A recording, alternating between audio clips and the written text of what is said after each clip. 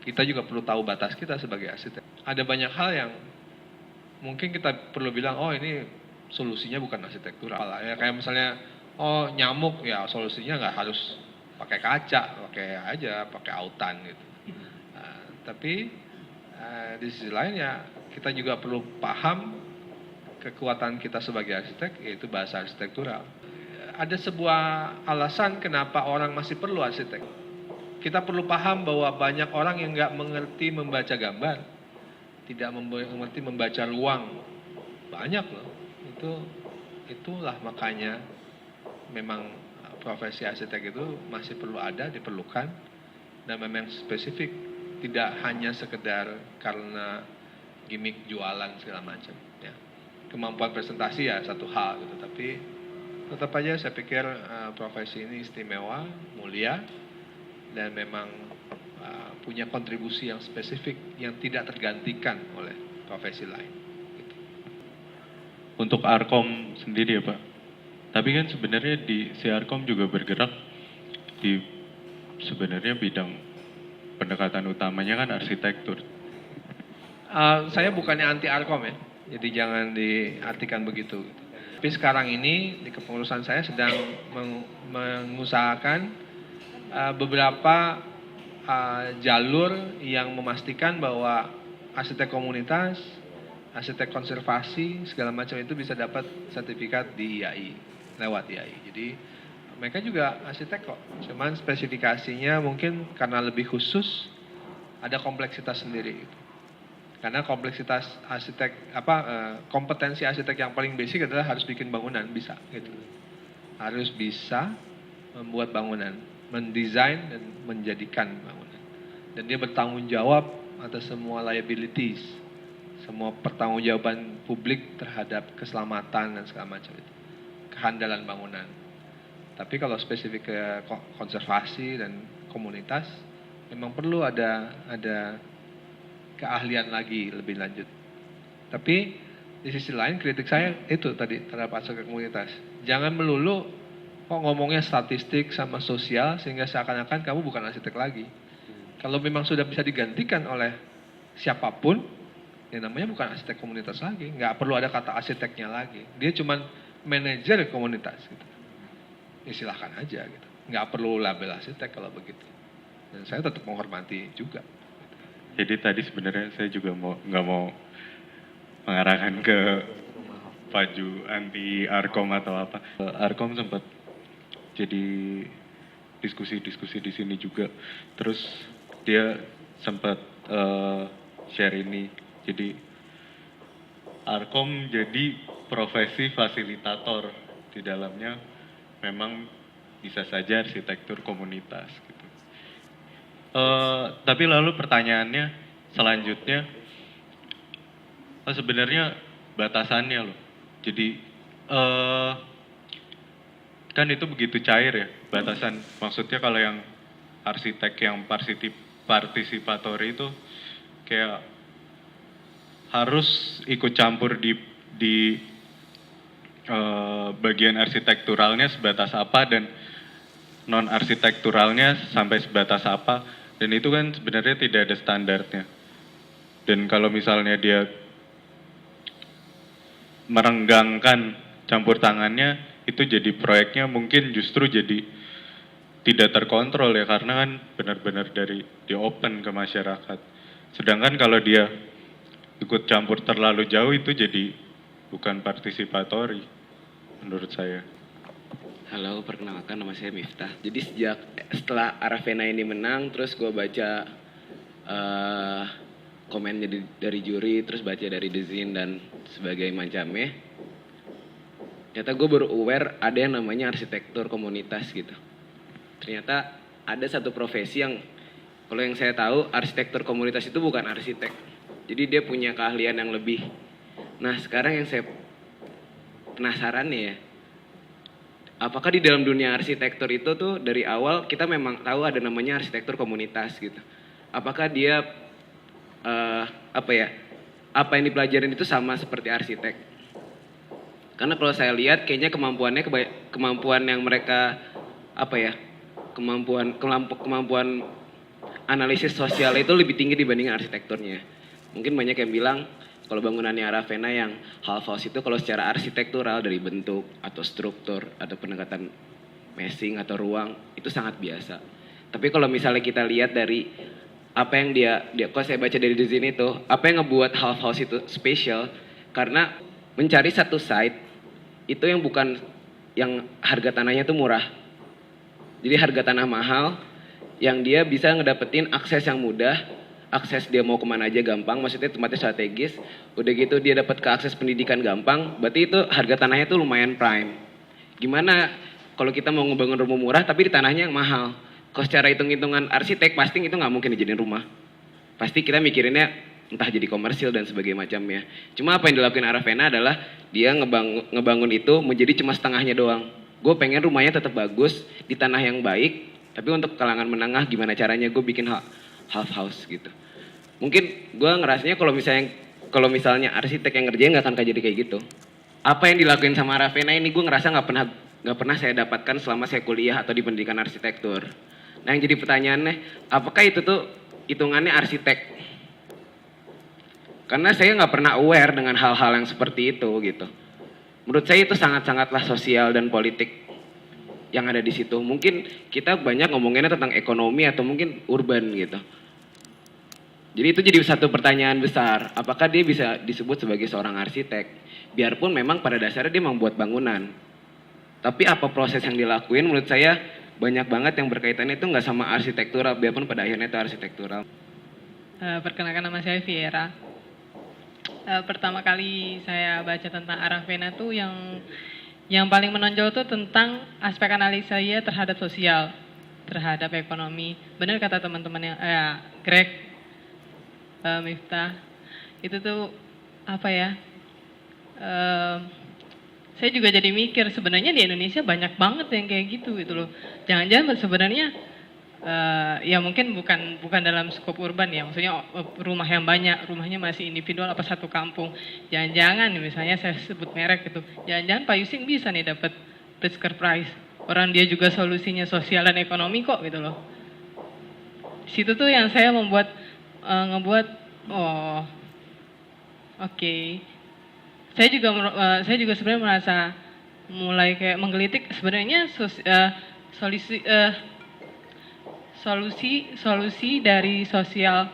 solusi dari permasalahan sosial dan ekonomi itu nggak harus melulu jadi arsitektur. Jangan-jangan solusinya itu asal bisa menjawab pertanyaan publik. Harus melulu arsitektur selama publik menerima dan itu merata gitu, ya it's okay gitu. Pertanyaannya Miftah tuh mungkin pertanyaan saya juga yang tentang ya emang selama di masa kuliah kita nggak pernah mengerti tentang itu arsitektur. Terus pernyataannya Pak Juhara juga tadi kalau misalnya Arkom itu masih dipertanyakan apakah itu arsitektur atau bukan gitu. Tapi saya lebih titik ininya lebih lain sih sudut pandang saya. Menurut saya kita susah buat menilai sesuatu itu arsitektur atau bukan gitu, karena nggak bisa kita lihat cuma bangunan yang cantik itu adalah arsitektur atau arsitek ngurusin bangunan gitu, karena menurut saya bangunan sendiri itu adalah manifestasi dari arsitek gitu. Arsitektur mungkin emang keilmuan yang tentang ya dia bahasnya bangunan, tapi manifestasinya nggak melulu berangkat menghasilkan sebuah bangunan lah. Kalau manifestasinya lain kayak misalnya si Aravena dia bicara tentang misalnya dia ngomongin apa bentuk bukan dari programming diagram kayak BIG tapi dari rumus-rumus yang dia tulis tadi, terus tiba-tiba jadi bentuk yang siapa yang tahu bisa bikin bangunan solid tapi transparan gitu, solid tapi ternyata cahaya bisa masuk banyak gitu. Atau misalnya kayak Paguyuban Strain kali di Surabaya itu menurut saya mereka berperan sebagai urban designer gitu. Dalam konteks arsitektur ya, manifestasinya aja yang lain gitu, orang-orangnya dikumpulin, mereka brainstorming, gambar bareng, arsitek fasilitasin, terus ketemu nih rumusnya, kita seragam tapi beragam, kayak fasade kita pakein bata semua tapi bentuknya beda-beda, sempadan sungai kita mundurin dan sebagainya, itu kan juga penyelesaian. Nah kesalahannya adalah ketika kita nggak bisa menerima ada paham arsitektur yang lain, tapi kita menjudge, wah ini bukan arsitektur gitu. Sementara sebenarnya manifestasi orang arsitektur itu kan ilmu yang selalu terkait konteks. Nah, arsitekturnya emang bangunan, tapi konteksnya ini yang macam-macam. Nah, sehingga ada banyak luas gitu pemahaman tentang arsitektur. Tapi yang salah adalah ketika kita nggak bisa menerima paham arsitektur yang berbeda-beda itu gitu. Kayak misalnya si Aravena kita bukan, dia mah cuma ini aktivis sosial bukan arsitek gitu. Atau Arkom dan yang lain-lainnya gitu. Masuk ke misalnya pernyataan arsitektur menurut Shumi yang dia banyak bermain dengan konteks dan sebagainya. Dia menyebut arsitektur itu kan bukan cuma ilmu tentang bentuk gitu, tapi juga bentuk dari ilmunya itu sendiri. Jadi kita bisa bermanifestasi apapun karena konteks arsitektur begitu cair. Nah, nanti endingnya apakah bangunan atau bukan, itu pola pikir arsiteknya yang sikap dari arsiteknya yang membedakan gitu. Kalau dari saya sendiri juga tadi sebenarnya nggak mau mengarahkan ke kalau itu tuh arsitektur atau bukan arsitektur, tapi pertanyaannya sebenarnya standarnya, batasannya gitu. Kalau misalnya batasan terlalu luas, untuk apa dibuat bidang ilmu, untuk apa buat bidang arsitektur gitu. Arsitektur kan seni merancang bangunan, udah selesai. Menurut saya sih karena itu ada, batasan ilmu itu ada, dan itu menjadi jelas, dan tugas kita masing-masing jadi lebih spesifik. Kita juga tidak mengambil skup kerja, bidang, ilmu orang lain gitu. Jujur aja kalau melihat Aravena ini sebenarnya kan dia banyak yang jadi mempertanyakan apa itu arsitek kan. Kalau nggak salah pernah baca di bukunya Avanti Arman yang arsitek lain, dia justru nanya siapa arsitek yang pertama kan. Yang lucu dia tuh nyambungin tuh ke yang religius lah, apapun lah kepercayaan kita, tapi justru dia ngomong arsitek pertama itu yang buat goa, si yang gue lupa namanya siapa sih, nah itu ya Kain Hebel itu yang salah satunya itu. Nah ya lucu kan, ya dia membuat goa. Kalau kita mungkin bilang itu cuma tukang, karena ya dia mungkin nggak mau mikirin misalnya di situ nggak dapat matahari, apapun itulah yang kita pelajarin. Mungkin dia nggak buat potongan, nggak buat tenda, nggak bikin skematik. Kalau sekarang itu kan sebenarnya semua itu sangat terkotak-kotak gitu kan. Tapi sekarang pun banyak arsitek-arsitek, kebanyakan di arsitek firma-firma kecil yang dia mulai mau ngambil misalnya ada landscape, ada ME, ada struktur. Kalau kita ngomong di proyek-proyek lain, mungkin ya sebenarnya itu terbagi-bagi. Sebenarnya detail-detail interior pun nyaru gitu loh. Misalnya ke situ. Nah, sebenarnya kan bisa juga itu nyaru ke yang kita bilang urban design, yang sebenarnya sekarang pun ada jurusannya. Dan arsitek kalau mau ngomong itu kan sebenarnya ngambil skupnya kerjaan orang lain. Kalau mau ngomong gitu. Ya, menurut gue sih ya siapapun bisa jadi arsitek, benar. Tapi arsitek itu orang yang ditrain lebih, yang punya ilmu lebih untuk ngebantu, yang orang mungkin dia bilang fasilitator ataupun itu, tapi ya nggak tahu, menurut gue arsitek itu memang human sense aja sih untuk ngebangun. Sih. Mungkin kalau misalnya arsitek komunitas, dulu waktu saya kuliah saya sempat ketemu sama salah satu senior saya di kampus. Dia aktif namanya dulu ada namanya Praksis. Ya. Jadi Praksis itu dulu dia kayak sekumpulan mahasiswa-mahasiswa yang dia dulu kalau di waktu saya kuliah tuh kampus saya tuh memang banyak banget ngomongin tentang masalah sosial gitu. Jadi kalau misalnya ada isu kemiskinan, diskusi, terus apa gimana nih solusi arsitektural, selalu kayak gitu.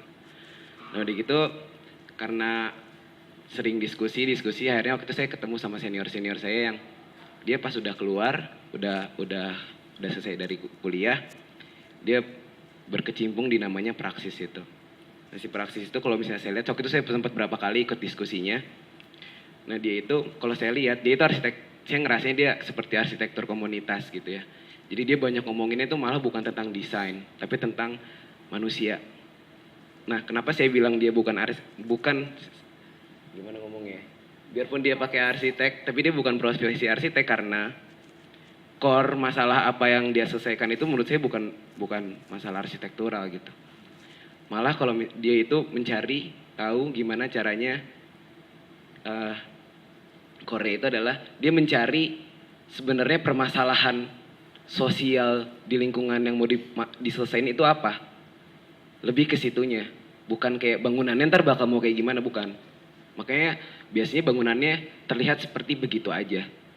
Karena menurut saya kompleks sih, maksudnya kalau mereka itu bekerja, mereka tuh nggak pernah bekerja dengan ownernya itu single gitu. Ownernya itu selalu lebih dari 2, 5, 10, 12, 20 orang mungkin.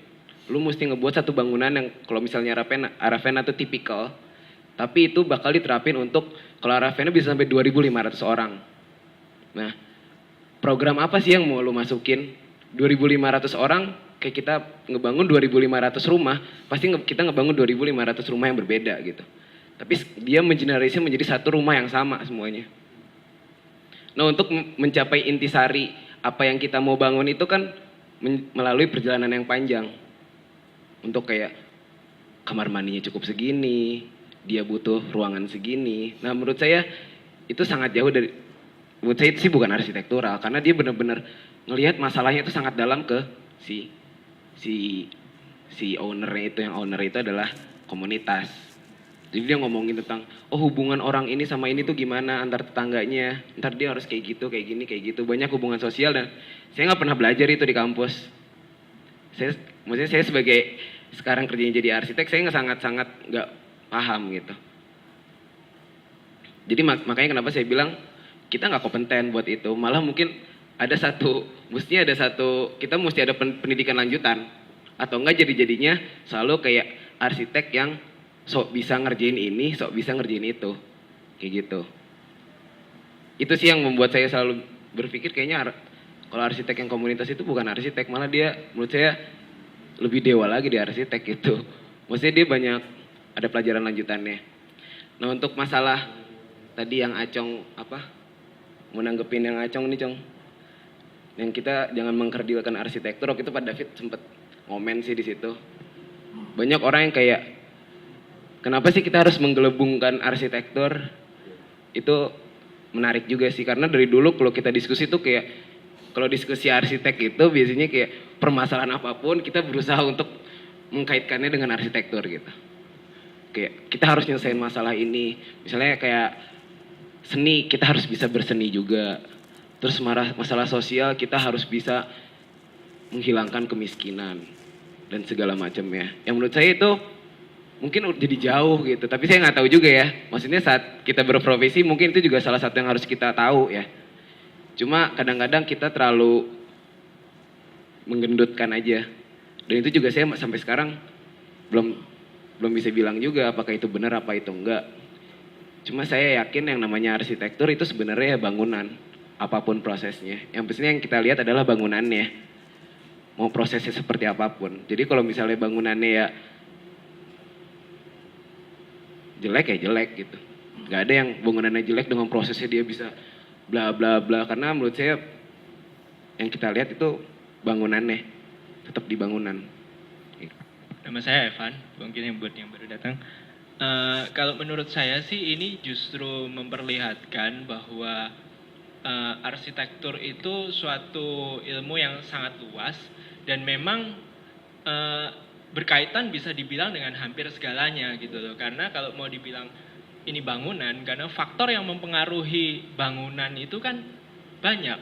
Yang pasti pengunanya adalah manusia. Nah, kalau udah ngomong manusia, itu kemana-mana, mau sosialnya, mau sifatnya, psikologisnya, mau apanya, ya kan? Artinya memang menurut saya ini suatu bidang ilmu yang sangat luas dan bisa kemana-mana, dan ya memang boleh kemana-mana gitu kan, tergantung si orang yang mempelajari arsitek, kemudian dia mau akhirnya dia minatnya bidangnya kemana lagi, ya kan? Mungkin sama kayak mungkin kedokteran itu ya bisa nanti spesialisasinya macam-macam, banyak sekali ya kan. Di arsitektur mungkin jauh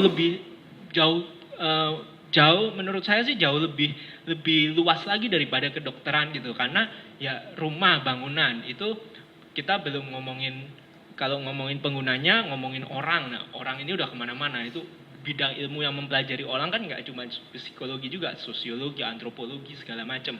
Belum ngomongin material itu bisa ngomongin tentang fisika, kimia, ya kan, komposisi materialnya. Itu banyak sekali artinya, dan orang bisa kemana-mana. Bahkan bidang-bidang yang sekarang ada kayak urban design, interior, lalu apalagi landscape, itu semua kan cabang dari yang sebelumnya tadinya dulu juga arsitektur gitu kan, desain dan segala macam. Nah, menurut saya di situ dan kalau masalah batasan yang tadi bilang batasannya apa kalau begitu profesi ya, di sini saya pikir batasan itu akhirnya kalau udah jadi namanya profesi ya kan, sesuatu yang profesional itu perlu hukum sih, maksudnya ya pihak-pihak yang memegang otoritas ini harus memberikan definisi yang definitif secara hukum bahwa arsitek ini apa, lalu di situ juga hukumnya ditulis maksudnya diperjelas bahwa seorang yang disebut arsitek perlu sertifikasi segala macam. Saya pikir itu kalau memang ini menjadi profesi, itu hal yang sangat praktikal, hal yang sangat teknis dan mungkin solusinya adalah di bidang hukum. Tapi itu pun menurut saya masih ada celahnya. Saya tadi teringat film, mungkin pernah filmnya Leonardo DiCaprio yang Catch Me If You Can, pernah lihat ya kan, gimana dia bisa berpura-pura jadi pilot. Pertama ngeliat, wah pilot keren, kalau jadi pilot nih gue bisa nge-fraud, nyairin cek lebih gampang. Dia jadi pilot, dia bisa terbang kemana-mana pakai American Airlines karena gratis, karena dia dibilang pilot. Terus bosen nih, terus dia mau jadi dokter ya. Bayangin, profesi dokter itu hukumnya udah sebanyak apa, definisinya seketat apa, sertifikasinya seketat apa, dia bisa jadi dokter, bahkan dokter kepala. Terus bosen lagi, dia ngelihat, wah pengacara keren, dia bisa jadi pengacara. Bahkan di akhir film, kalau kita ngikutin filmnya ini, si polisi yang akhirnya nangkep dia nanya, oke, gua ngerti lu gimana bisa jadi nge-fraud jadi pilot tuh, gua ngerti. Lu nge-fraud jadi dokter, gua ngerti. Yang gua nggak ngerti lu bisa nge-fraud jadi pengacara itu gimana? Karena pengacara di Amerika dia harus benar-benar ikut ujian yang itu nggak main-main gitu loh. Bahkan orang yang udah kuliah pengacara pun, kuliah hukum bertahun-tahun, banyak yang gagal. Nah, ternyata yang pengacara yang dia nge-fraud jadi pengacara itu dia beneran belajar, lalu dia beneran ikut tes bar dan lulus. Bayangin, ya kan? Ini nggak pernah kuliah hukum, tapi dia bisa jadi pengacara dengan begitu. Nah, bahkan udah ada definisi definisi seketat itu pun bisa hal-hal anomali seperti itu tetap bisa ada ya. Kembali lagi ke arsitektur.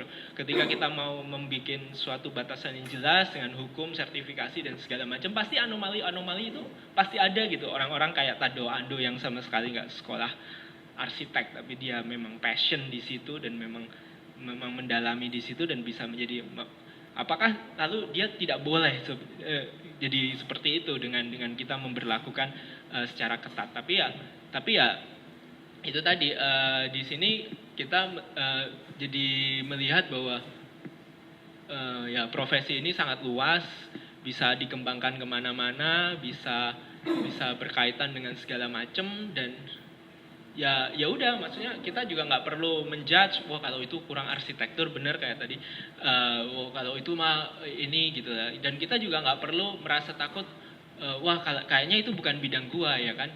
Kenapa nggak ketika kita memang pada suatu waktu, pada suatu kesempatan, kita sebagai arsitek kita harus menghandle masalah yang besar, yang urban ya kan.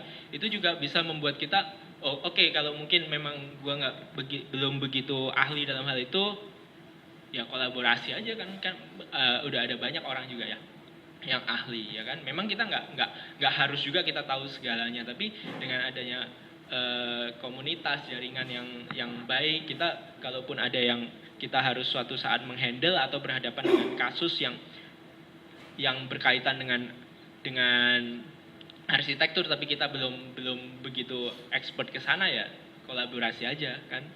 Menurut saya kayak gitu sih.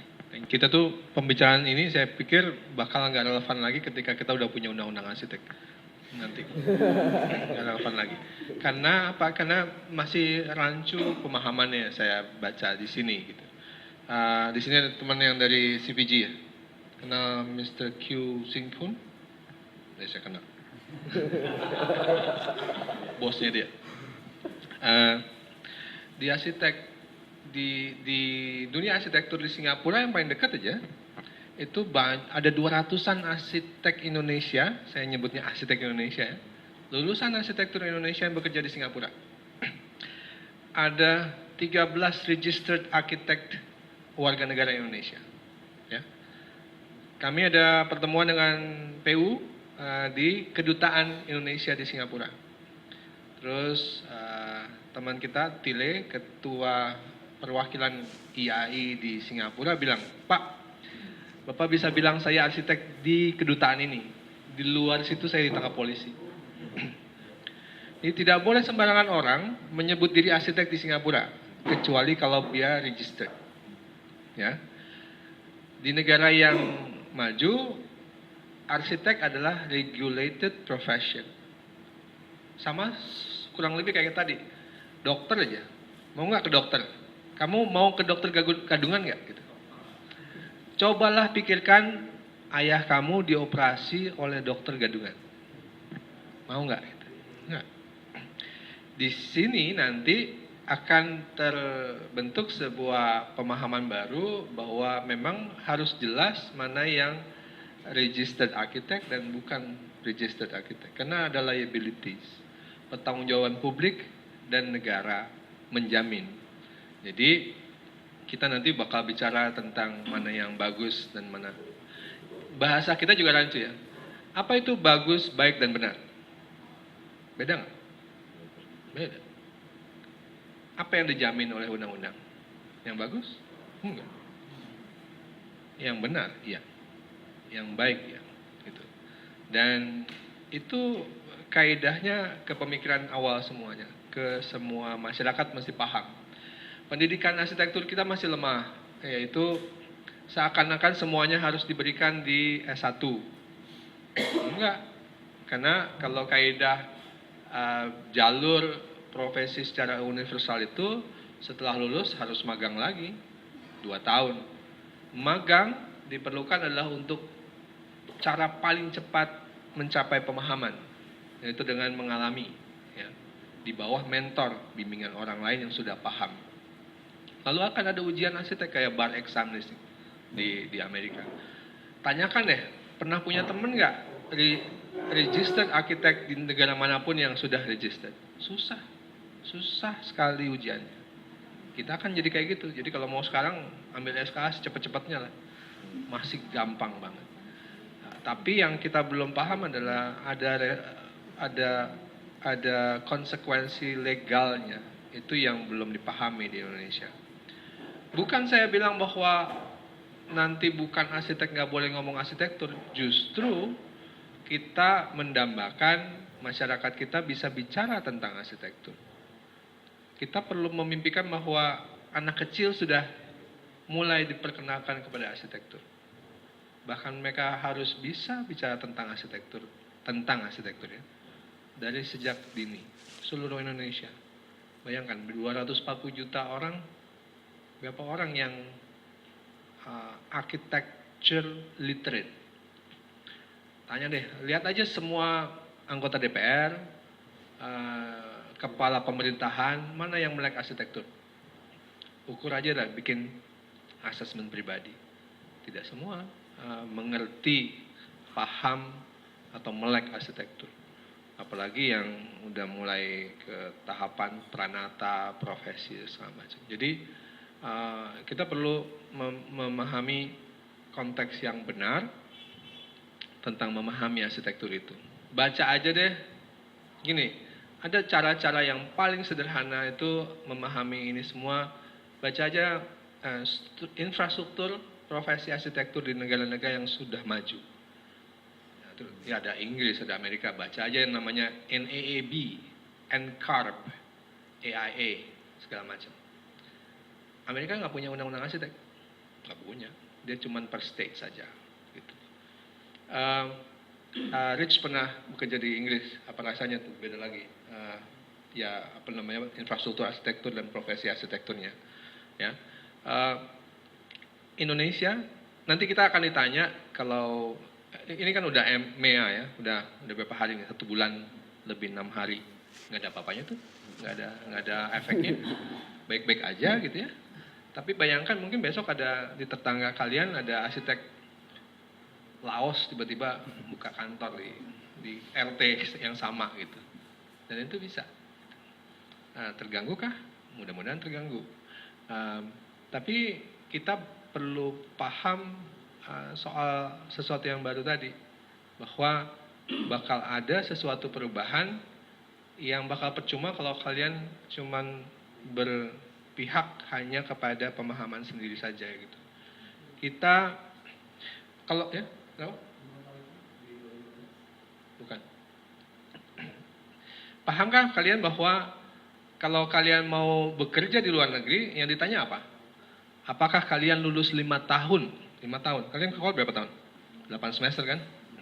Mati deh pokoknya. Harus digenapkan jadi 5 tahun.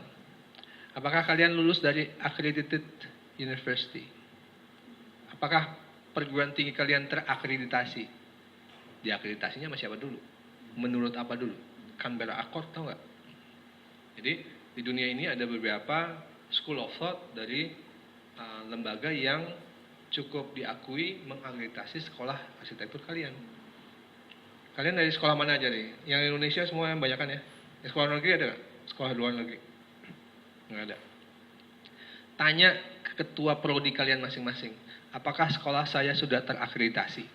Rata-rata jawabannya adalah, oh sudah terakreditasi oleh BAN PT namanya. BAN PT itu Badan Akreditasi Nasional, itu mengakreditasi sekolah, bukan jurusan. Ada yang jurusannya dilihat juga, tapi tidak menyebutkan, oh prodi arsitektur Undip misalnya, oh akreditasinya A. Enggak tuh. Nah, ada sih kemarin saya keluar lihat, tapi itu yang dilihat apa? Sekolahnya, dosennya berapa banyak, ruangannya pakai AC apa enggak. Aneh lah pokoknya itunya. Tapi tidak dilihat mengenai misalnya learning outputnya kayak apa. Apakah Pak almarhum Pak Sandi Siregar itu menelaah hampir seluruh perguruan tinggi arsitektur Indonesia. Yang menyedihkan adalah beberapa sekolah arsitektur studinya cuma di bawah 20 SKS. Bayangin itu sekolah apa gitu. Ada 158 sekolah perguruan tinggi arsitektur yang bernaung di bawah APTA, Asosiasi Perguruan Tinggi Arsitektur Indonesia. Dan kita bisa bayangkan kualitasnya kayak apa. Dan itu Indonesia, itu kita punya. Dan sekarang terbuka. Kalian sih di sini enak Jakarta. Coba ke Kupang, ke Tenggarong, ke mana itu? Kaltara. Pernah tahu Kaltara itu apa? Itu negara Indonesia juga. Tapi arsiteknya ada apa enggak? Itu tanah kita gitu. Kalian mikirkan nggak apa yang ada di sana? Kepikiran nggak tiba-tiba lebih banyak arsitek Filipina di sana dibandingkan arsitek Indonesia? Dan itu harus dipikirin juga. Jadi diskusi ini menarik, tapi kalian perlu melebarkan konteksnya, perlu mempunyai paradigma baru dan referensi yang cukup. Dan kritik saya adalah memang karena di sini perguruan tinggi terutama tidak cukup memahami profesinya. Profesi arsitektur itu ada sekolah yang bilang, oh nggak penting lulusan kita jadi arsitek atau tidak. Yang penting sudah lulus arsitektur, dia justru bangga ketika lulusan arsitekturnya bisa bekerja di banyak bidang. Tapi justru itu pertanyaannya, buat apa sekolah arsitektur kalau tidak menghasilkan arsitek? Pahamkah dia tentang profesi arsitektur? Ada bahaya, kemarin yang bicara adalah dosen UI, Pak Tio, ada yang UI sih. Dia bilang di UI itu menyedihkan dan di banyak perguruan tinggi menyedihkan karena lebih banyak lulusan arsitektur yang S2 dan tidak sekolah arsitektur lagi. Dia bicara tentang teori, tentang sosial, statistik. Pak David, terima kasih Pak. Tapi tidak belajar tentang desain arsitektur lagi di S2 dan S3-nya. Jadi ya mungkin yang mengajar kalian sekarang ini memang punya school of thought tidak tentang desain lagi, tapi tentang teori non arsitektural gitu. Pak David ini adalah anggota Dewan Pendidikan Arsitek Indonesia gitu. Jadi dia lebih paham. Jadi rasanya memang banyak yang perlu dipahami, tapi nanti sebentar lagi kalau undang-undang arsiteknya terbit, ya kalian terpaksa paham lah ya. Mungkin kayak gitu sih. Jadi ke depan ada batasan yang mungkin lebih jelas tentang apa itu arsitek dan sampai mana, di titik mana orang bisa menyebut dirinya tuh arsitek, label arsitek itu bisa dipakai. Setahu saya kan ada penerima Pritzker Prize tuh banyak sekali. Ada Doando juga, Glenn Murcutt. Glenn Murcutt itu bukan anggota IAI-nya Australia. Jadi bisa jadi dia tidak registered. Tapi ada sistem di beberapa negara ketika, kayak misalnya Kevin Lowe, itu kan bukan registered. Ada beberapa negara yang membolehkan kalau dia berfungsi sebagai arsitek tapi tidak registered, dia bisa berkolaborasi dengan registered architect. Cuma bahwa yang mungkin tidak fairnya adalah bahwa kalau ada apa-apa, kalau ada kegagalan bangunan yang harus nanggung ya yang registered. Itu adalah esensi dari registered, bahwa dia menanggung konsekuensi hukum. Ya, dia bertanggung jawab di depan publik. Dia bisa dituntut. Kalau misalnya tadi Pak David macet gitu ya ke sini, itu kota Jakarta siapa yang desain? Kita bisa tuntut nggak? Oh, Ali Alatas. Itu kota Jakarta yang desain Bangkir, ya. Jadi bukan arsitek. Jadi kita nggak bisa nuntut, kita nggak bisa perancang kota itu untuk beberapa kasus nggak bisa, banyak kasus nggak bisa dituntut. Tapi kita pernah tahu beberapa perancang kota yang arsitek kan. Beberapa kota baru di Belanda itu didesain arsitek, Rem Koolhaas salah satunya.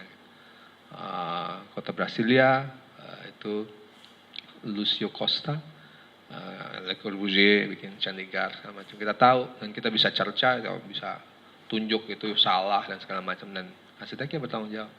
Tapi di banyak kota, jadi planolog itu bukan regulated profession karena tidak bisa dituntut. Arsitek bisa dituntut. Desainer interior di Singapura bukan regulated profession. Kamu boleh mengaku diri desainer desainer interior. Baik-baik aja tuh. Makanya beberapa arsitek lulusan arsitektur yang bekerja di Singapura tidak terregistrasi, mereka menyebut dirinya desainer ya. Ya kan? Bukan arsitek. I'm not an architect. I'm a designer gitu. Lebih aman. Jadi kita perlu paham nanti keperanatan negara kita sendiri, bahwa kita kan masih negara merdeka nih. Banyak yang nggak diatur soalnya. Jadi di Bali banyak sekali bangunan itu yang desain orang asing kan. Oh, I'm the architect gitu. Padahal dia dokter gigi segala macam. Banyak dari Italia, dari Australia, banyak sekali. Tapi apakah dia membuat lingkungannya jadi lebih baik, tanggung jawab sosialnya kayak apa segala macam. Soal juga yang tadi masalah apakah boleh orang bicara tentang arsitektur atau dia mampu mendesain arsitektur. Lebih dari itu, apakah dia mampu bertanggung jawab atas hasil desainnya, itu yang penting justru. Karena ini buat manusia seperti Evan tadi bilang.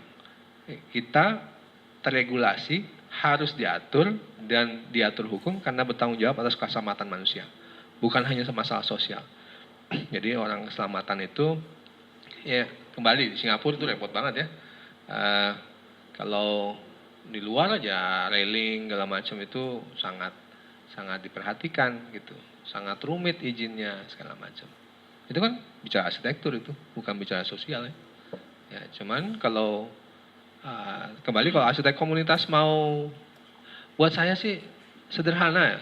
Mau nggak arsitek komunitas itu dibilang sebagai arsitek saja, nggak ada embel-embel komunitas, tuh dia bisa kerjanya sama. Jadi nggak repot lagi gitu. Jadi buat saya semata-mata mau disebut khusus, itu yang nyebut bukan profesi itu soalnya pendahulu saya, ketua IAI sebelum saya bilang arsitek komunitas itu bukan arsitek, dia bilang.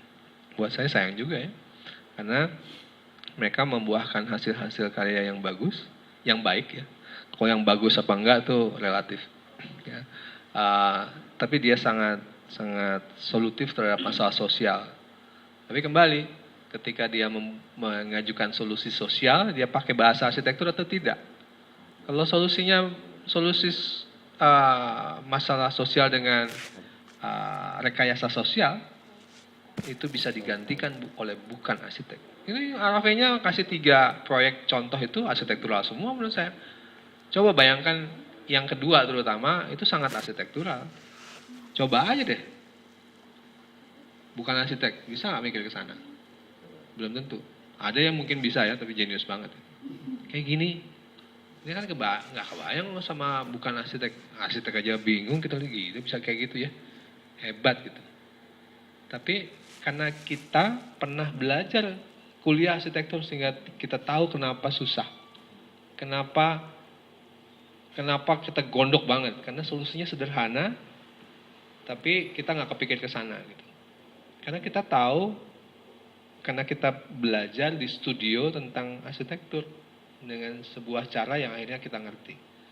Kalian nggak usah menyesali sebetulnya udah lulus jadi arsitektur karena memang pernah mengalami proses studio itu.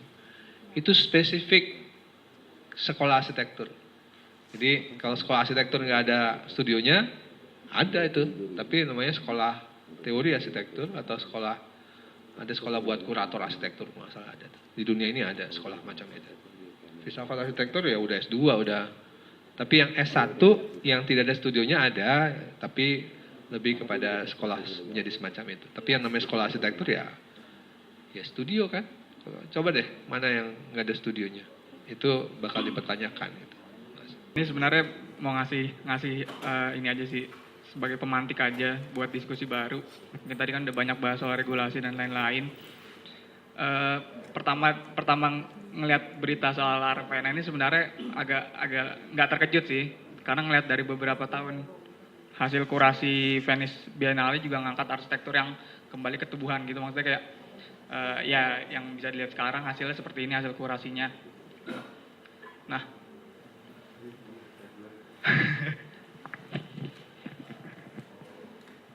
iya sebenarnya awalnya nggak kaget karena Revenat ternyata bisa nerima Pritzker Prize ini.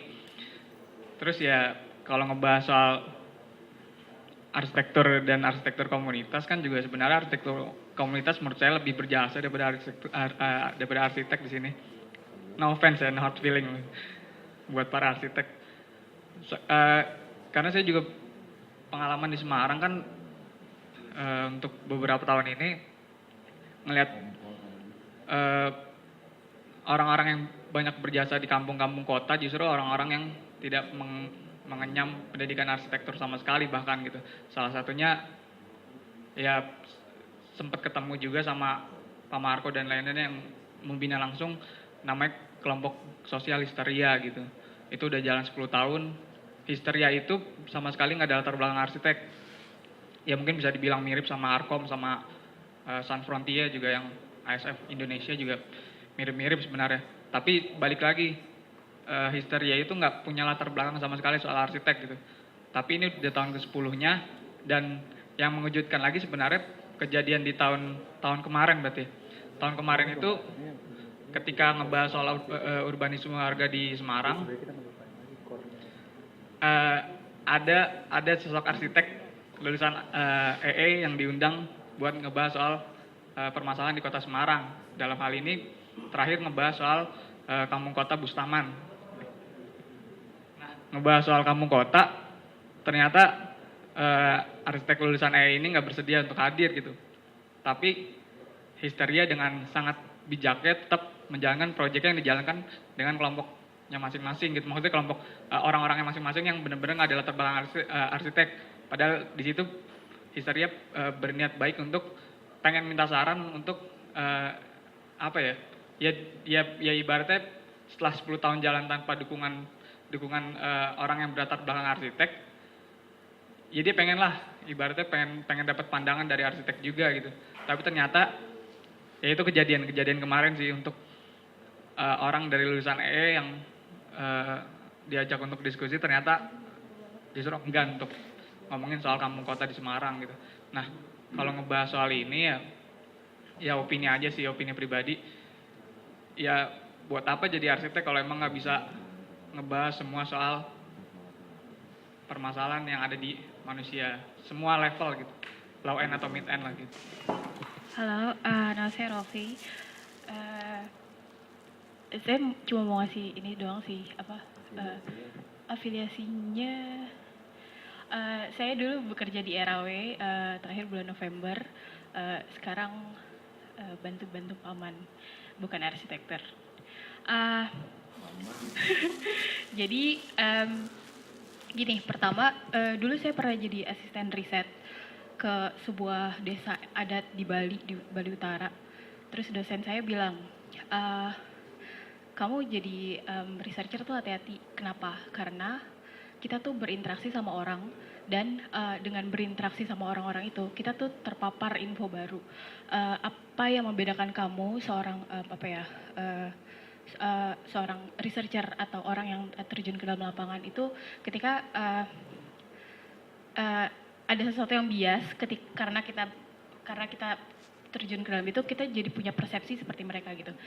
Oke, kita bisa menempatkan diri di posisi mereka, tapi kita juga punya tanggung jawab di keilmuan kita untuk melakukan sesuatu yang untuk melakukan misi tersebut gitu.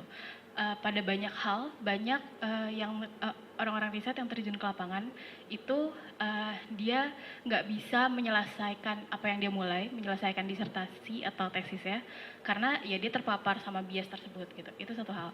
Kedua, arsitektur,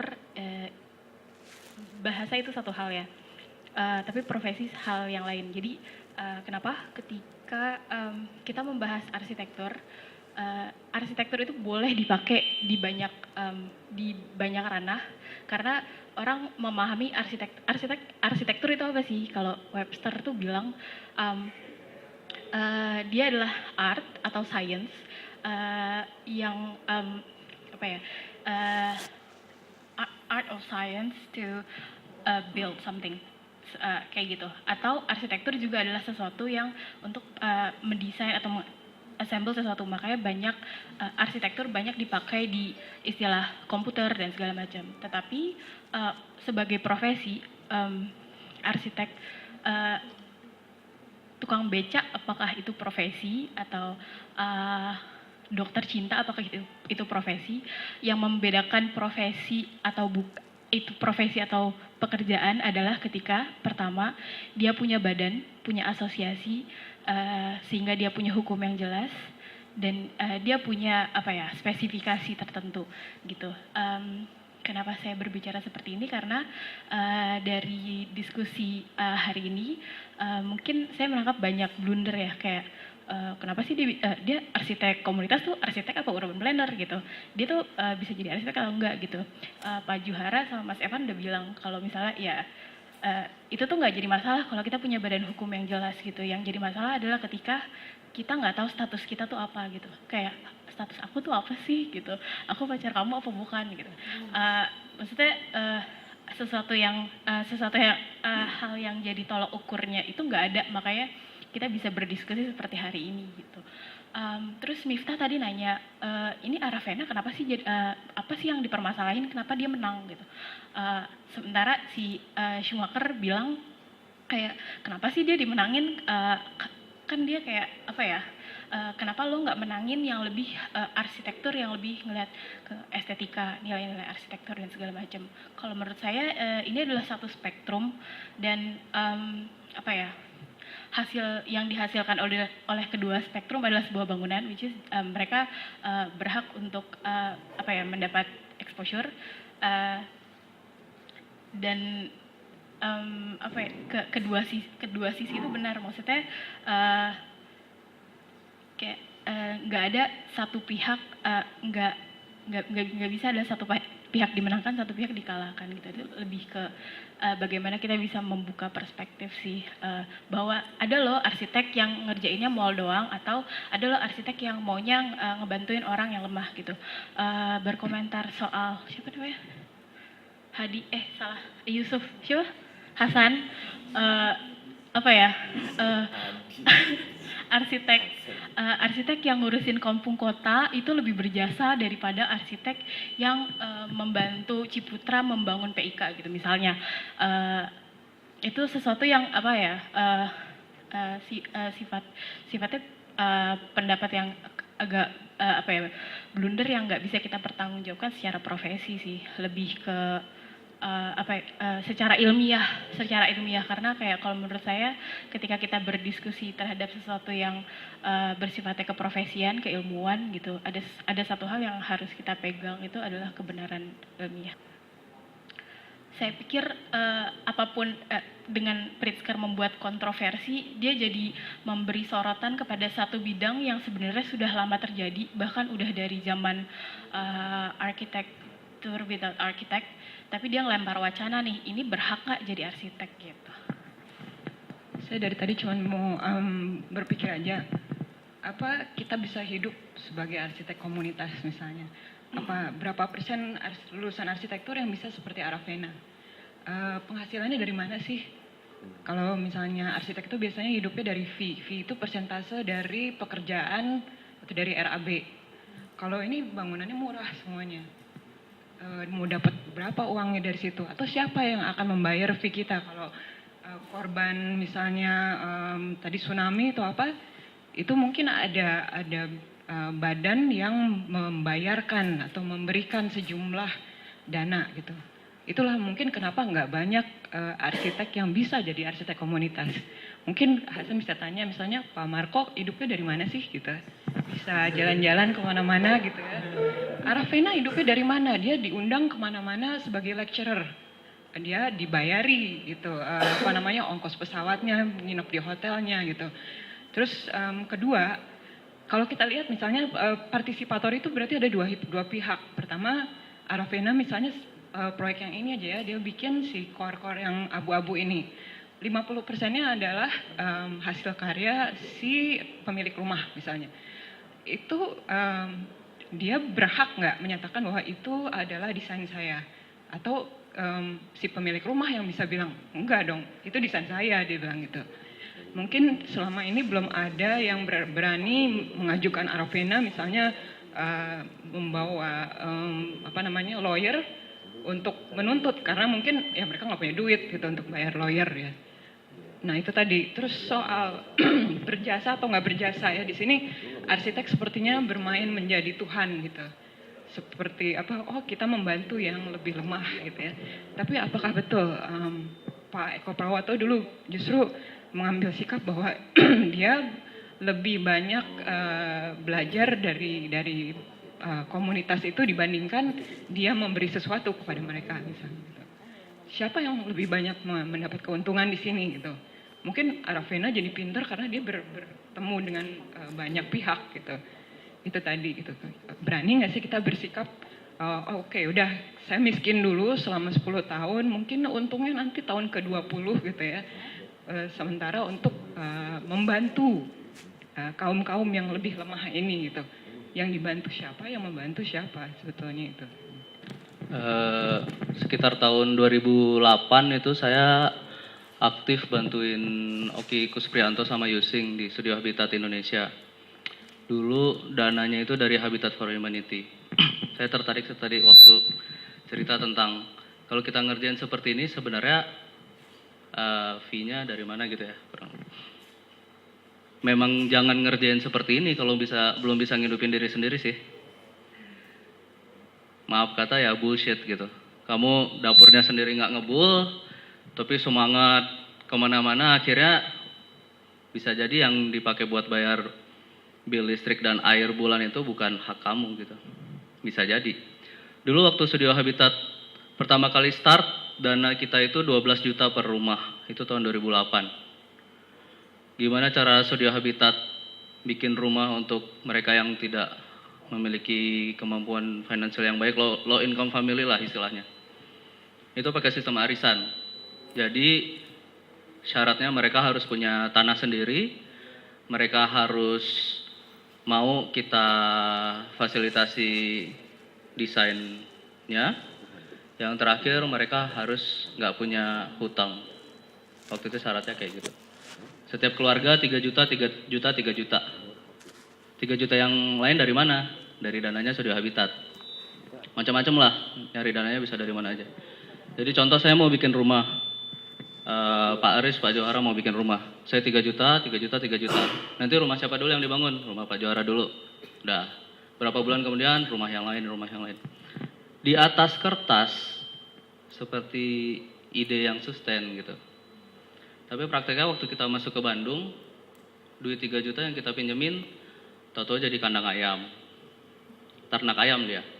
Tahu-tahu jadi cicilan kosmetik, cicilan motor, pakai bayar uang sekolah gitu. Jadi akan susah kalau masih terus bergerak ke arah ini, tapi nggak punya sistem pendanaan dan sistem kontrol yang baik lah. Sebenarnya ini semua isinya paperwork.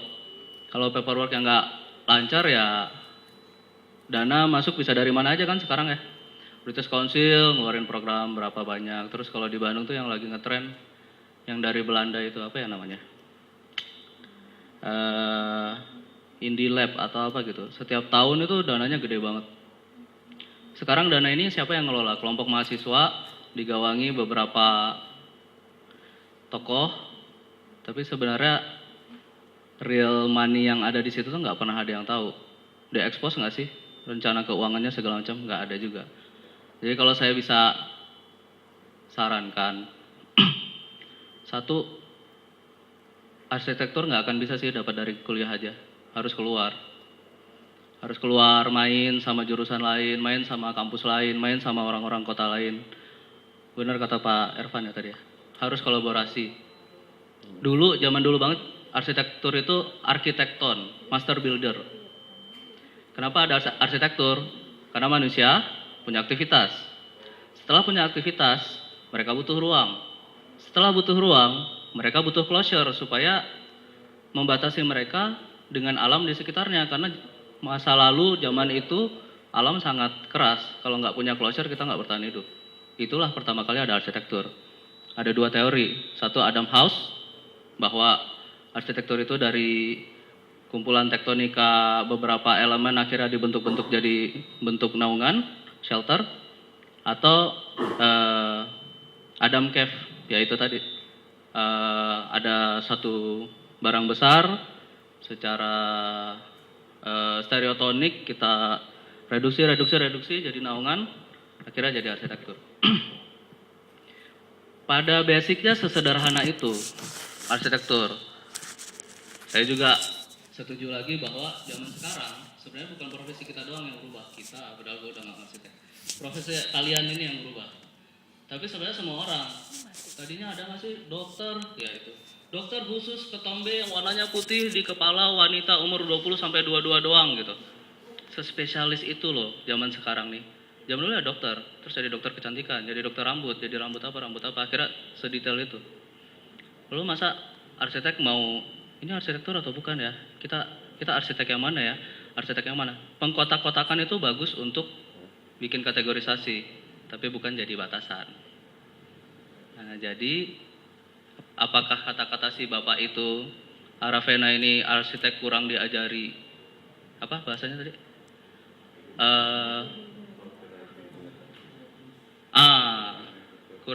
Kurang diajari banyak hal lah gitu ya, kurang lebih.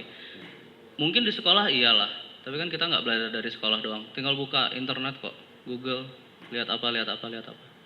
Yang kedua, memang ya itu tadi, mau kerja sosial, mau bikin arsitek komunitas apapun itu, hidupi diri sendiri dulu, hidupi karyawan dengan baik, gaji pakai UMR, banyakin proyek tapi kualitasnya bagus. Jangan kebanyakan ngambil persenan dari supplier gitu kan, karena kita nggak tahu juga itu duit benar atau enggak. setelah udah jaya, sukses, rasanya sih mau ngapain pun bisa-bisa aja sih. Ya, saya sharing dari dunia yang penuh pesimis dan kurang warna-warni. Tapi mendingan kita prepare itu. Jadi kayak 5 tahun, 10 tahun lagi, oh ya, I'm on the right track gitu.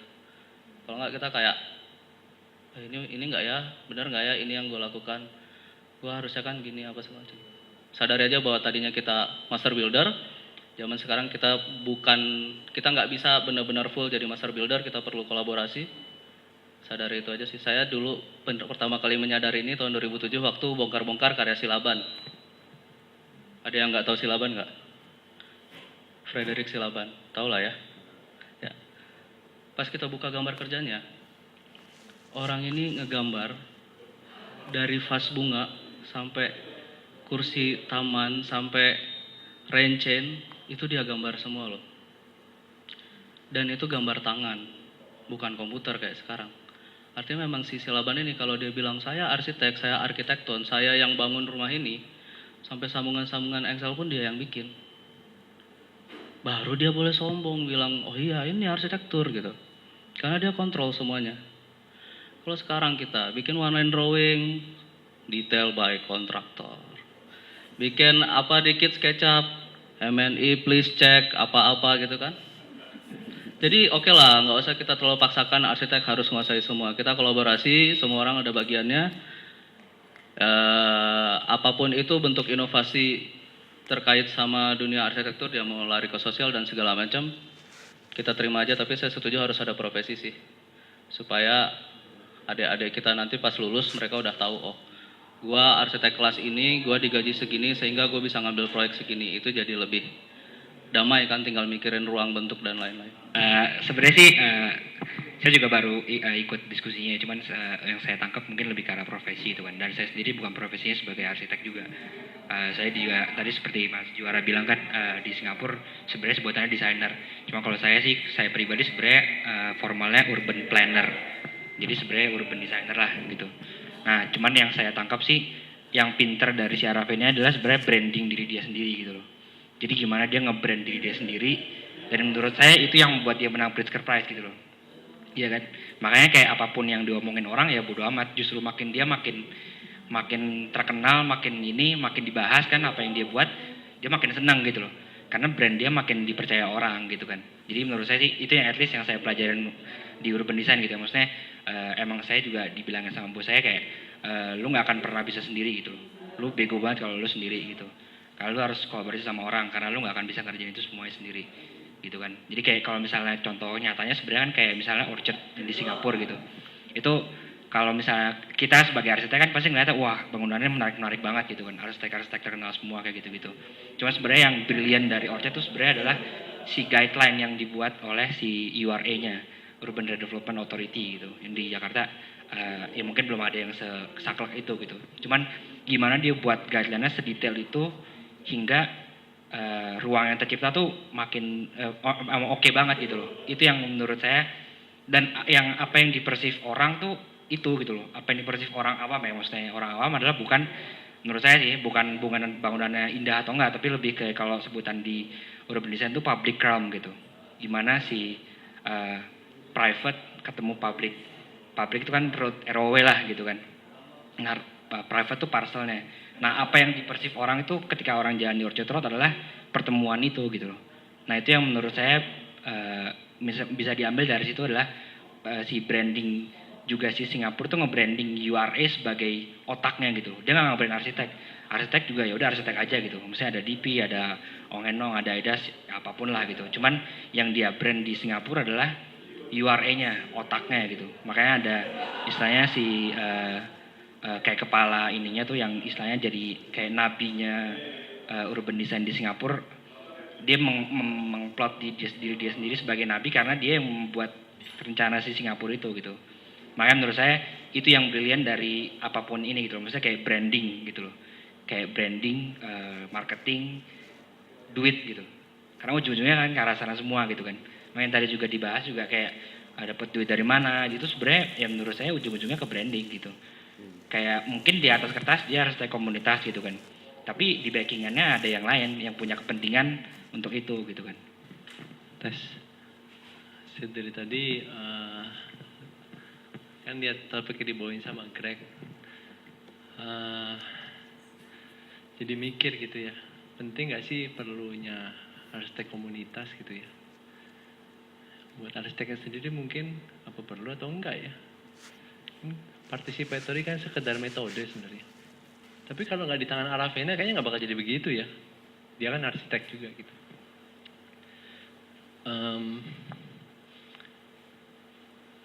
Yang uniknya mungkin label di luar sana gitu ya. Masyarakat itu perlu label yang namanya arsitek komunitas gitu. Kritik saya buat Aravena sih sebenarnya. Menurut saya nggak perlu lah dia ngomong architecture nggak pernah diajar secara benar di sekolah gitu. Nah menurut saya itu malah sedikit. Kan setiap orang kan punya kekuatannya setelah kamu dikasih sesuatu label oleh masyarakat gitu. Kamu kan punya kekuatan ya. Misalnya Greg nih pada di depan tuh sebagai moderator. Nah dia punya kekuatan tuh. Misalnya Evan nih kemarin sempat dapat award gitu ya beberapa kali. Punya kekuatan. Disitulah ada yang namanya kita ada label ya di belakang kita. Cuma begitu kita punya label itu, integriti kita diuji gitu. Seperti kata Pak Supi kan di minggu lalu ya. Kita punya integritas gitu. Tidak perlulah kita menjudge satu generalisasi gitu ya, arsitektur. Sekolah arsitektur tidak pernah mengajarkan hal yang benar gitu. Padahal dia sendiri diajar oleh siapa gitu kan. Karena untuk bisa menjadi seperti seorang dia kan memang mempunyai satu kekuatan yang dia punya metode participatory, dia juga seorang arsitek, oleh karena dia bisa memformulasikan ya. Mungkin kalau yang baru datang telat kan tadi ada video TED-nya ya, yang ada 3 hal itu. Yang pertama kali dia bikin half home, yang kedua dia bikin tentang community yang bangunan tinggi yang ada void-voidnya di tengah, yang ketiga dia bikin tentang infrastruktur. Itu sebenarnya lintas batas dan itu memang benar-benar luar biasa dia. Jadi driving force dia itu bisa nembus gitu batasan profesi arsitektur. Tapi mungkin saya nganggep secara lebih positif gitu ya. Ini kritik dia kalau kita lihat mungkin media gitu ya memblow up sampai segitu gelembungnya. Tapi mungkin saya lebih melihat itu sebagai sebuah ajakan. Arsitek jangan sendirian gitu ya yang tadi bilang gitu ya. Ini lebih 2 kata itu jadi beda gitu ya. Yang pertama blow up di media, yang kedua kalau kita secara itu bilang dia sebagai ajakan dan itu mungkin sebagai kritik juga ke society yang dia punya. Karena mungkin ya arsitek-arsitek di Chile atau di yang dia ketemui itu cukup sombong gitu. Nggak pernah mendekati klien yang langsung jual cuma gambar aja. Nah itu mungkin kritik dia gitu. Cuma hal seperti ini itu yang digelembungkan oleh media itu hal-hal yang sifatnya gimmicknya doang. Akhirnya kita terdriving sama hal-hal yang tidak penting. Nah, participatory menurut saya cuma metode. Sebenarnya nggak perlu ada arsitek komunitas. Kalau arsitek sudah melakukan pekerjaannya secara baik. Masalahnya peranata arsitektur cukup kompleks. Yang pertama tadi Mbak Wendy kan bilang, arsitek dibayar oleh siapa? Kita tahu peranata kita sekarang. Misalnya gaji fresh grade berapa kan? Nah setelah ini mungkin session kedua nanti bisa lebih seru lagi. Maksudnya gaji fresh grade berapa? Habis itu porsi dari arsitektur dibanding dengan industri konstruksi itu berapa persen? Boleh kalian tahu? Ada yang nggak nyampe 0,5%. Ada yang cuma 0,05%. Gitu ya. Jadi maksud saya hal-hal seperti ini itu kontraproduktif menurut saya. Jadi ada kritik dan sebagainya di antara profesi sendiri. Padahal ada banyak itu layer yang harus diberesin bareng-bareng. Oke, pertanyaan tentang densitas. Ini kan dia kalau lihat TED-nya itu benar-benar brilian Aravena. Karena sebelum dia mulai presentasinya dia baca tentang konteksnya dulu. Konteksnya di Chile berapa persen, densitasnya berapa, mulai pakai apa, high rise, it doesn't work. Kenapa? Society-nya menolak, berarti kliennya adalah society.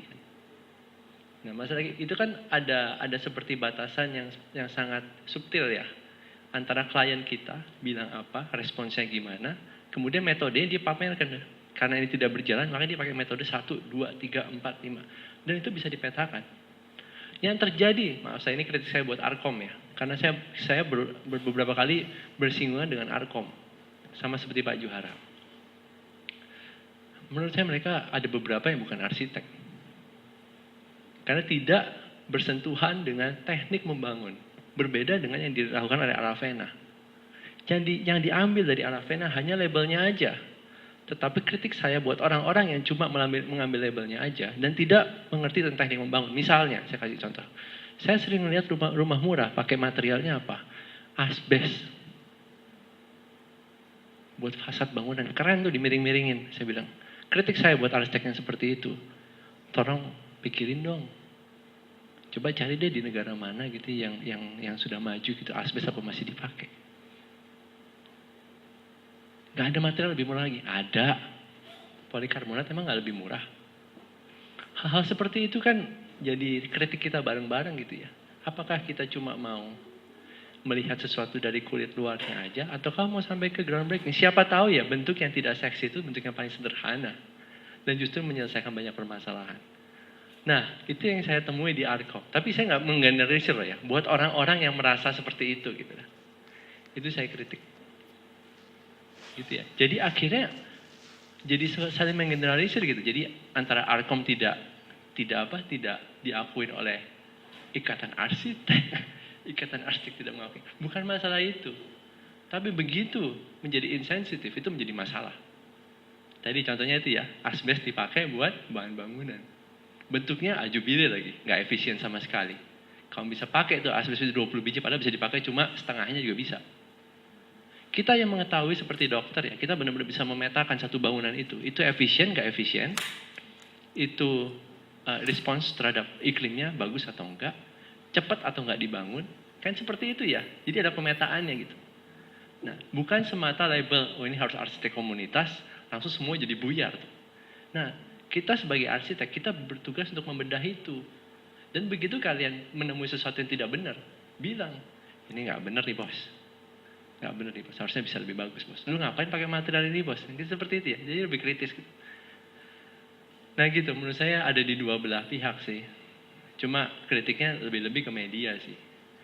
Saya Pritzker Press mungkin nggak pernah sih menyinggung tentang architecture humanitarian ya. Maksudnya nggak pernah kayak gitu juga gitu. Tapi yang harus kita lihat bagaimana Aravena merespon sih. Kondisi yang ada dan kemudian keluar outcome-nya sebagai bangunan gitu. Kan ada beberapa lompatan-lompatan desainnya ya. Ya mungkin saya nggak tahu ya. Sebenarnya kan diskusi ini munculnya kan di Facebook nih gara-gara siapa sih orang yang nato tuh yang post duluan tuh. Nah kan terus saya pikir menarik untuk ngebahas ini karena dalam diskusi yang seperti ini mungkin ya biar lebih lepas aja ya. Di Facebook kan mungkin ngetik capek ya. Gitu ya. Apalagi pakai HP 2 jempol itu kerja keras. Jadi ya mungkin langsung aja dan saya rasa cerita Aravena ini menarik kalau buat saya bukan karena Aravenanya gitu, tapi karena apa yang dia lakukan dan kenapa Pritzker kemudian mengangkat itu gitu ya. Ya walaupun ini tanpa saya ngomong gini bukan berarti Aravena arsitek yang buruk ya. Saya pikir pasti dia arsitek yang baik. Gitu. Tapi maksudnya fokus kita nggak di dianya lah gitu. Kan kalau dilihat kan juga fenomena arsitek komunitas juga bukan fenomena yang baru ya sebenarnya. Ya maksudnya kalau kita lihat lebih jauh cerita tentang apa yang dilakukan Aravena itu buat saya banyak yang lebih hardcore gitu di Indonesia itu gitu ya. Yang dia lakukan tuh ya paling nggak kalau yang kita baca ya di publikasi ya mungkin nggak sampai kayak apa yang dilakukan oleh Romangun gitu. Enggak kan, dia nggak sampai tinggal di Kampung Code berapa lama gitu kan. Atau sekarang misalnya Romo Sandiawan gitu, atau mungkin ada Eko Prawoto, dan ada sekarang generasi lebih baru ada si Yuli gitu ya, di Jogja, Yuli Kusworo. Dan banyak yang lain gitu. Ya saya pikir, ya saya juga pasti banyak yang nggak tahu lah. Tapi yang saya tahu ya segitu aja buat saya yang mereka lakukan jauh lebih luar biasa lah gitu ya. Daripada yang dilakukan oleh Aravena gitu. Ya itu jadi mungkin yang kita mau lihat kan sebenarnya lalu ini fenomena apa sih gitu.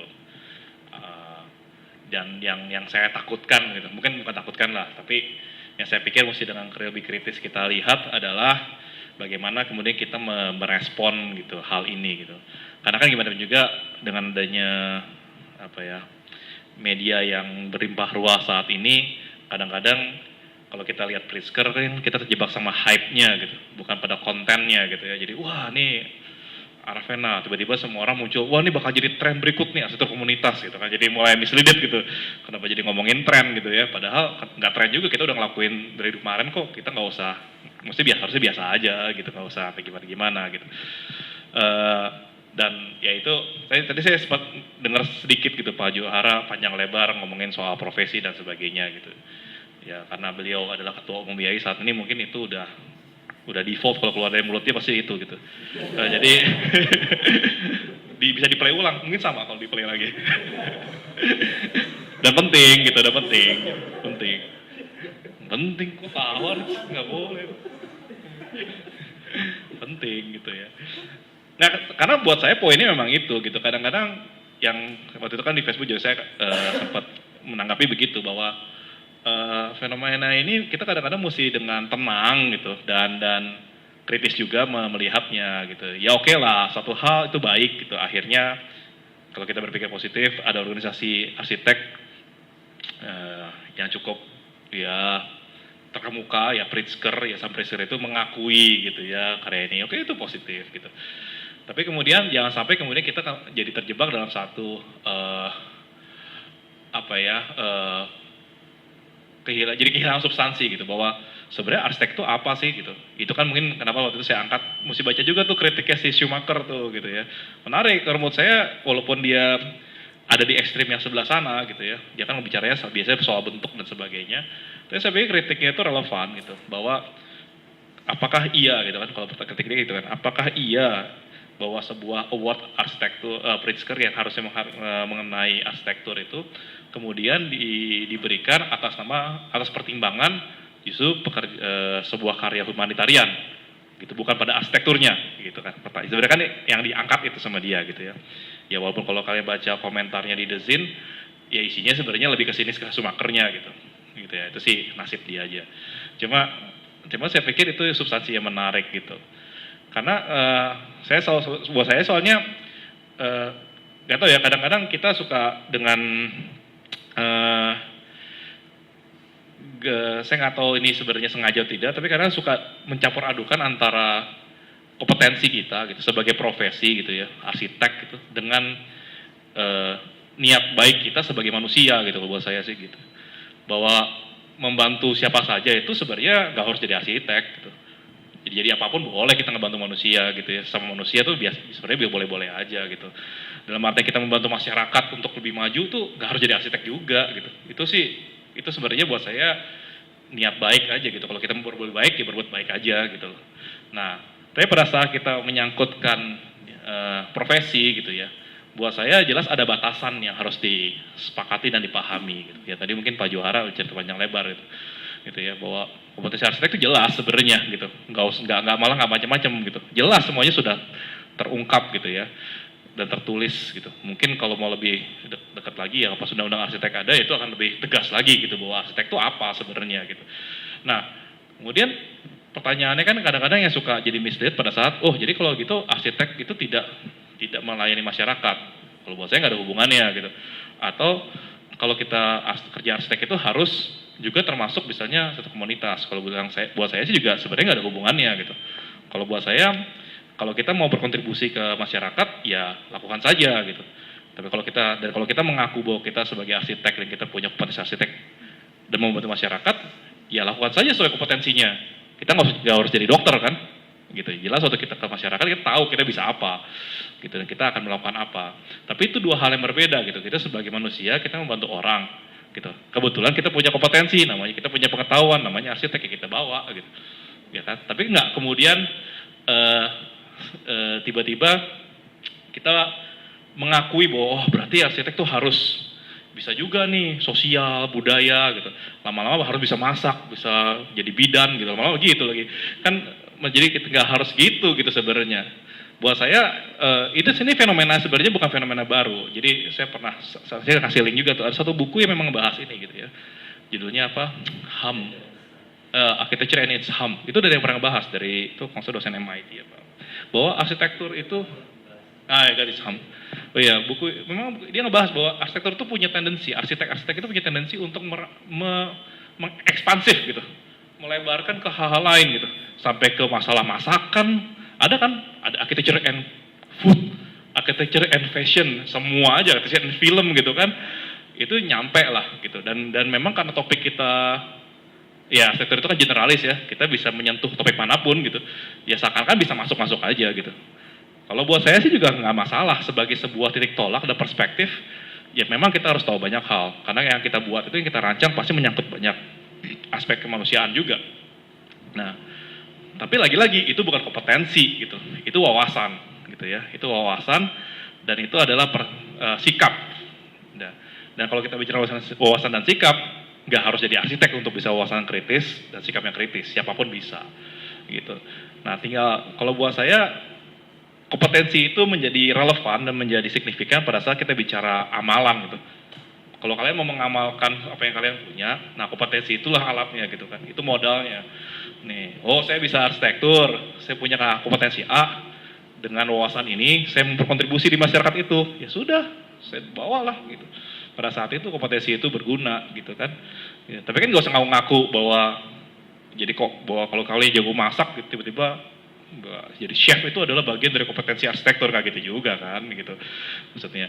Ya saya cuma sebenarnya waktu itu ngangkat itu sih bahwa mungkin ini mesti dipahami gitu bahwa ini baik untuk memberikan satu perspektif bahwa ada dimensi lain yang kita bisa lakukan sebagai arsitek gitu. Tapi juga jangan sampai kemudian ini menjadi satu dalih gitu atau jadi alasan untuk tidak tanda kutip mereduksi kompetensi arsitek itu sendiri gitu. Bahwa arsitek ya kan kalau kita bicara arsitek itu ya gimana pun juga kita harus bisa, ya banyak lah ya, kalau di UAE ada 13 menjadi 16 sekarang. Jadi 16 ya, 16 kompetensi gitu. Apa saja itu yang dia harus dipunyai untuk boleh akhirnya meng-apply atau terregister sebagai arsitek gitu ya, menyebut dirinya arsitek gitu.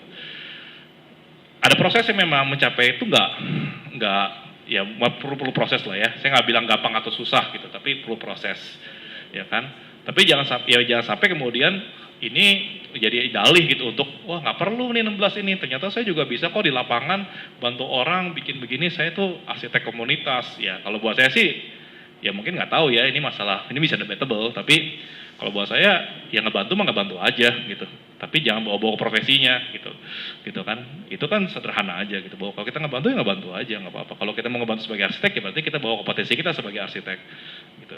Kita bisanya apa gitu ya. Hal ini memang lebih rumit dan juga apa ya, saat ini sering diperdebatkan dibanding misalnya profesi lain yang sudah lebih matang seperti dokter. Ini mungkin masalah ini nggak pernah diperdebatkan oleh para rekan-rekan kita yang sekolah kedokteran atau dokter gitu.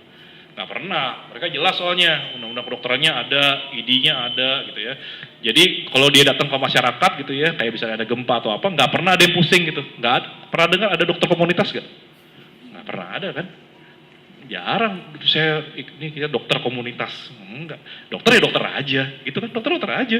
Kirim masyarakat, ya ke masyarakat, dia kerja di masyarakat. Dia dokter, ditanya apa? Ya saya dokter. Nggak mungkin dokter itu pas dibilang aku dokter suruh bikin rumah kan? Nggak bakal. Jelas kompetensinya soalnya. Dokter ya pasti kamu punya klinik. Nggak mungkin orang kelaparan ke rumah dokter. Ya mungkin kalau emang minta dimasakin boleh. Tapi maksudnya pasti ketemu dia dengan alasan dan tujuan yang jelas. Kenapa? Karena kompetensinya jelas. Nah kita mungkin ya sekarang lagi proses gitu ya. Ya salah satunya saya rasa yang nggak bisa lari adalah karena kita belum punya undang-undang arsitek gitu ya. Jadi tidak ada satupun saat ini gitu ya payung hukum yang cukup tegas. Payung hukumnya sih ada beberapa tapi tidak cukup tegas gitu dalam bercerita soal profesi arsitek ini gitu. Sehingga ya mungkin jadi pembicaraan ini kadang-kadang sering muncul gitu ya. Karena si definisi arsitek itu jadi cair gitu, seakan-akan cair. Walaupun sebenarnya nggak cair sih, tapi kita yang mencairkan definisi itu gitu ya. Sebenarnya sih arsitek sudah jelas kalau baca. Kalau kalian ada yang suka iseng lihat website asosiasi profesi di negara manapun, jelas definisinya lebih kurang sama. Arsitek adalah itu sama pasti. Karena semuanya biasanya merujuk ke dokumen UIA gitu ya. arsitek adalah kompetensinya jelas gitu, ada 16, dulu 13 sekarang jadi 16 gitu. Gitu. Dan kompetensi itu juga nggak ada yang dalam artian bukan, kalau kalian sekolah arsitektur juga pasti bukan hal yang sebenarnya luar biasa, dalam artian ya itu semuanya diajarkan gitu, cuma butuh waktu, nggak akan seinstan itu untuk mencapai itu semua gitu. Nah itu mungkin yang membuat ini menjadi relevan gitu ya. Jadi dan dengan diskusi ini sebenarnya kenapa saya angkat ini, bilang yuk diskusin, paling nggak kita bisa lihat gitu bahwa kita bisa lebih tenang dan merefleksikan gitu, tanpa mengurangi niat baik dan mengurangi kontribusi yang sudah ada, tapi kita juga harus refleksi gitu. Jangan sampai kita dengan gegabah kemudian jadi yaitu mencairkan si profesi sampai akhirnya profesi kita nggak punya bentuk. Ya kan ngeri kan, sampai akhirnya arsitek itu jadi nggak tahu urutannya. Jadi tuh arsitek sekarang kan gitu kan, bingung kan, coba. Saya ingat banget kalau pertanyaan kalau di kampus itu kan pertanyaannya kadang-kadang susah dijawab. Kalau ditanya arsitektur itu adalah, wah pada semua langsung, wah ini pertanyaan susah nih gitu kan. Karena takut kalau cuma bilang arsitektur itu adalah misalnya seni membangun bangunan. Kok gitu doang? Wah bingung kan, langsung nyari deh. Wah lebar-lebar sampai jadi filsafat lah macam-macam. Ya kalau buat saya makanya ya sebenarnya kalau emang begitu memang kenapa gitu bisa kayak gitu ya. Tapi kan keahlian yang seakan-akan sederhana itu kan pada saat dilaksanakan tidak sederhana itu gitu. Dan kalau misalnya pun dilaksanakan dengan baik, mungkin dampaknya juga tidak sesederhana itu, dampaknya luar biasa gitu. Cuma kadang-kadang kita mungkin lebih suka dengar yang rumit dibanding berkaryanya gitu, lebih suka statusnya gitu dibanding berkaryanya. Ini nih tuduhan saya, mungkin salah, mudah-mudahan juga salah gitu ya. Jadi kita lebih suka dengerin orang bahwa kita tuh begini loh gitu. Kalau kita bilang bisa cuma itu kayak malu gitu. Padahal kan kenapa kalau kita bisa melakukan itu dengan baik gitu. Dan dengan justru dengan hal yang kecil itu kalau kita kuasai malah bisa jadi sangat luar biasa gitu ya. Ada satu pembahasan dari satu buku judulnya Japanese Building Practice, itu yang nulis Kenneth Frampton, tapi di satu bagian aja dia ya ini nggak terlalu berhubungan sama ini, cuma berhubungan dengan cerita penguasaan satu skup kecil itu gitu. Jadi Frampton cuma bilang bahwa ada perbedaan cara bekerja antara bangsa Eropa dan orang Jepang gitu, Jepang. Kalau di Eropa dia bilang semua orang itu harus kritis, tahu visinya, semua lini itu harus tahu visinya gitu ya. Sehingga pada saat tiap sendi organisasi atau proyek, setiap orang yang terlibat dalam proyek itu, tiap sendinya yang terlibat itu harus tahu visi dan dia bisa mengkritisi gitu. Diharapkan sehingga dengan begitu karya yang dihasilkan itu jadinya lebih baik gitu ya, ada progres. Dia bilang, nah untuk bahasa Jepang nggak gitu, dia bilang. Yang perlu tahu visi cuma satu, yang di atas saja, dia bilang. Yang di bawah itu laksanakan saja dengan baik gitu. Laksanakan saja sebaik-baiknya yang dia bisa. Curahkan seluruh jiwa raga itu di satu titik kerjaan yang dikerjakan itu gitu. Dia bilang hasilnya sama-sama baik dan bahkan kadang-kadang lebih bagus yang di Jepang. Kenapa? Karena waktu dia melakukan itu, dia melakukan dengan hati, yang ini mungkin lebih banyak berantemnya gitu dia bilang gitu ya. Ya ini debatable, tapi ini fenomena yang diamati bahwa ada dua cara yang berbeda yang sebenarnya hasilnya bisa sama gitu. Jadi jangan merasa bahwa kemudian dengan kita berpikir lebar gitu hasilnya jadi bisa lebih bagus. Enggak juga. Kadang-kadang kita melakukannya kecil atau batasan yang jelas gitu. Tapi kalau kita lakukan dengan baik, impact-nya besar juga gitu. Jadi nggak tergantung pada itunya gitu, tapi tergantung dengan apa yang kalian lakukan gitu kan. Ya mungkin itu aja sih. Di IAI punya Badan Pengabdian Profesi. Ketuanya Bonita.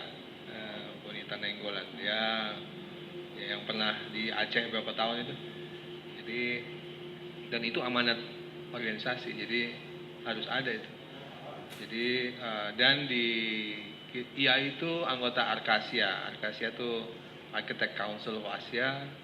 IAI adalah juga anggota UIA. UIA itu Union of International of Architects. Dan di semua organisasi itu ada amanat itu, bahwa arsitek memang harus punya kepekaan sosial. Jadi harus dimanifestasikan dalam organisasinya. Jadi kalau dalam pertemuan-pertemuan internasional selalu ada yang dipamerkan itu. Sementara ini yang kemarin di Ayutthaya itu misalnya dibicarakan tentang bencana di Nepal.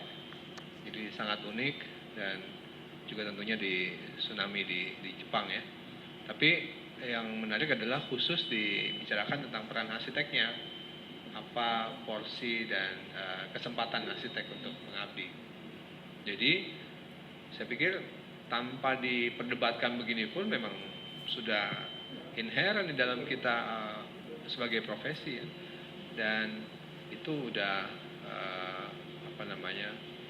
tidak tanpa atau dengan debat juga lumrah saja. Jadi dan bahkan cuman saya melihatnya rugi kalau nggak dilakukan gitu, karena juga banyak pelajarannya, banyak pemanfaatan dan penajaman profesinya sendiri. Jadi hal itu bukan sesuatu yang luar biasa. Menambahkan saja untuk masalah Pritzker Prize, di sini kan seperti ada sedikit perubahan arah gitu ya, ketika semua arsitek yang mendapatkan Pritzker Prize terdahulu memang jarang yang berbicara tentang kepedulian sosial, apalagi masyarakat miskin gitu. Ada, tapi tidak penekanannya itu. Ya, sementara Alejandro Aravena ini lebih karena kiprahnya di sana gitu ya. Tapi ini juga fenomena umum terjadi juga misalnya di yang saya ikuti karena terlibat jadi technical review di Aga Khan Award. Di Aga Khan Award itu juga drastis juga paradigm shift-nya gitu, karena ada pengaruh dari seorang yang namanya Farshid Musavi, dia partnernya Alejandro Zerapolo, dan dia memberikan pengaruh bahwa tidak perlu lagi harus ada dasar Islam yang kuat di dalam penentuan pemenang Aga Khan Award. Bahkan dia bilang bentuk lebih penting gitu dibandingkan keislaman. Jadi makanya di tahun-tahun terakhir itu entry dari Cina jauh lebih banyak. Jadi ada lagi diundang secara khusus juri-juri dari Cina. Jadi karena mau dibuktikan bahwa Islam dan keislaman itu universal justru dalam hal kemanusiaan. Jadi ada misi-misi yang selalu saling mempengaruhi dan saling membuktikan. Sementara ini mungkin Pritzker juga mau dapat sebuah kampanye baru bahwa mereka juga bisa. Ini dasarnya CSR loh. Jadi dia organisasi apa? Hotel Pritzker dari Hyatt. Jadi keluarganya pemilik Hyatt bikin hadiah ini. Jadi di Indonesia saya pikir perkembangannya akan bagus ya, ketika lebih banyak lagi orang bicara tentang arsitektur dan memahami arsitektur. Jadi ya ketika arsitektur dihujat segala macam, berita baiknya malah dibicarakan gitu. Jadi nggak apa-apa, semuanya baik-baik aja, bahkan jadi lebih baik. Jadi saya melihat kebingungan ya kalau di teman-teman yang lebih muda di sini, kebingungan tentang profesinya, tentang pendidikannya, tentang mana batas. Buat saya sih sampai kapanpun ya akan tetap dibicarakan hal seperti itu. Ya baik-baik saja. Gitu. Cuman cara membahasnya dan referensinya mungkin ya yang kita masih miskin menurut saya gitu. Dan juga kritik saya adalah referensi teman-teman di sini tentang keindonesiaan. Ini sebetulnya kalau saya ngomongnya, ya saya 5 tahun lalu juga nggak tahu Indonesia kok. Tapi ketika di posisi saya sekarang, saya punya kesempatan melihat Indonesia dengan cara yang berbeda. Kalian lihat deh, ada beberapa dari sini kan yang dari luar Jakarta ya. Tapi Indonesia tuh besar sekali. Indonesia tuh punya banyak masalah sekaligus banyak potensi.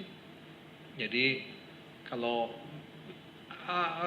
mereka Amerika Latin tuh punya banyak juga ya subkulturnya, tapi buat saya lebih seperti monokultur. Jadi ada monokulturnya paling dual kultur, jadi cuman Spanyol atau Portugis di Brasil doang sama Amerika Latin aslinya gitu. Tapi kita jauh lebih luar biasa ya, karena kita multikultur yang benar-benar multikultur. Dan rasanya kita tuh gudang masalah yang bagus gitu, gudang bencana gitu ya. Saya sering bilang, oh kita supermarket disaster, apapun kita punya gitu. Dan itu justru kesempatan kita. Karena kalau dilihat ya, orang-orang Jepang itu bekerja kalau mitigasi bencana atas bencana tertentu, gempa dan tsunami. Apalagi bencana kebakaran paling. Ya, udah jarang malah. Kalau kita semua kita punya, asap aja kita punya, mereka nggak punya tuh asap. Sayang sekali gitu. Di sisi lain adalah buat kita membangun kultur berpikir sebagai bangsa gitu ya. Saya masih terkaget-kaget ketika teman kita tuh Go Hasegawa berdiri di sebelah pohon. Ini saya mau menghadiri penebangan pohon usia 300 tahun. Gila, kurang ajar banget gitu. Oh ya, karena kita sudah menanam 1.500 tahun. Kita di sini menebang itu dosa ya. Mereka menebang dengan sebuah persiapan gitu. Jadi kita masih punya banyak hal yang kita bisa bangun, dan terutama dari bangunan berpikir kita. Nah, makanya sangat menarik ketika kita perlu memahami, menelaah paradigma struktur berpikir kita. Jadi terutama sih karena juga perlu banyak referensi. Kita masih miskin di situ, saya rasa. Oke. Halo semua, yang belum kenal, saya Edward. Tapi saya bukan arsitek. Sorry, bahasa saya kurang bagus. Saya gedenya di Singapura, so kalau saya mix English dan bahasa, hope you guys don't mind. Basically, I think hari ini saya datang dan sebagai orang awam, I found a newfound respect and appreciation for architecture. I think mungkin dari si Aravena, it seems like architecture itu is not just buildings, tapi the scope is really huge. And I think this newfound appreciation for architecture di Indonesia kayak masih belum ada. And I think misalnya kalau saya ambil analogi dari luar negeri, dari US, profesi dokter kayak si Evan bilang, itu harus ada license dan harus bisa liabilities. You are liable to lawsuits, dan di luar negeri lawsuitnya itu very serious. So my point is, I think kalau di Indonesia bisa ada satu standard, itu bisa meyakinkan orang awam atau users untuk appreciate architecture. And sekarang yang saya tahu itu banyak orang kalau mau bikin rumah itu ke kontraktor. And I think itu the real reason is orang masih belum educated. They don't know bahwa arsitektur itu is a profession, and itu is penting gitu. Dan I really like Pak Johara's example. What if papa kamu ditreat oleh dokter yang not credited gitu. And I think I would see that. I agree with that. Karena bangunan itu is really important. The safety aspect is really important. So yeah, I think dan Pak David mentioned about the dilution of architecture. Sekarang architecture is being used everywhere. There's IT architecture yang bikin a framework. There's, I think every profession goes through the same problem. Dokter, love doctor. What is a love doctor? Tapi sama aja dipanggil dokter. Tapi kalau orang di US pas dia bilang dokter, they know what a doctor is. Karena there is a professional standard. So I agree that, this is a very important thing. And karena dengan ada MEA, there's a globalization, not just in human, but also in profession. I think the identity of profession itu sangat penting. So yeah, I'm really thankful hari ini I really learn a lot. I see the struggles, I see the challenges of being an architect, but I also have found a newfound appreciation for the profession. So thank you. That's maybe just from someone yang di luar arsitektur. Mumpung nggak lupa ya, MEA itu buat kita di sini seperti baik-baik saja ya. Tapi buat teman-teman arsitek di daerah itu mereka kayak kodok ya, tunggu kodok direbus, dia nggak sadar dia mati belakangan.